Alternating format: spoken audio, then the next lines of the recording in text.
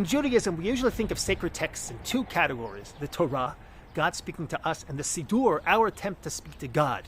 So what is the Haggadah? Is it a prayer book like the Siddur, or is it a text to study like the Torah? Parts of it, Kiddush, the blessings over Matzah and Maror, the Hallel, are clearly meant to be recited like prayer. But the fact that there are so many commentaries to the Haggadah seems to suggest that it's a text to be studied.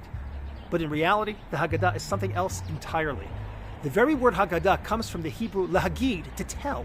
Thus, Haggadah is not meant to be read. It's meant to help us tell a story. And that story is the Exodus from Egypt, exactly as the Torah commands. And you shall tell your child on that day. Rambam Maimonides explains what this mitzvah really requires. He says, on the night of Pesach, we're obligated to tell the story of the miracles of Egypt. But not just to tell it, but to tell it in a very specific way. First, it must be adapted to the listener, especially the child. You don't say the same thing to a 5-year-old and to an adult.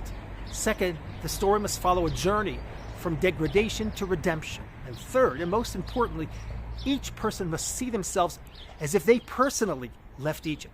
That changes everything, because that's the mitzvah. And the Haggadah is not a script to recite and not a text to analyze in the abstract. It's a framework, a guide, a launch pad for something much deeper, a living, personal story. This means that no two sedarim should look the same, not from family to family, and not even from year to year, because the goal is not to get through the Haggadah. The goal is to bring the story to life, to ask questions, to spark discussion, to connect the story of Egypt to our own lives, our struggles, our challenges, our moments of redemption. If we treat the Haggadah like a prayer book, we miss the point. If we treat it like an academic text, we also miss the point.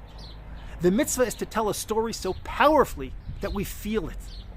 So as you prepare for the seder this year, don't just think about the food. Think about the story. Who's sitting at your table? What do they need to hear? How can you help them feel, truly feel, that they themselves are leaving Egypt? Because that's what the Haggadah is really about. Not reading, not reciting, but reliving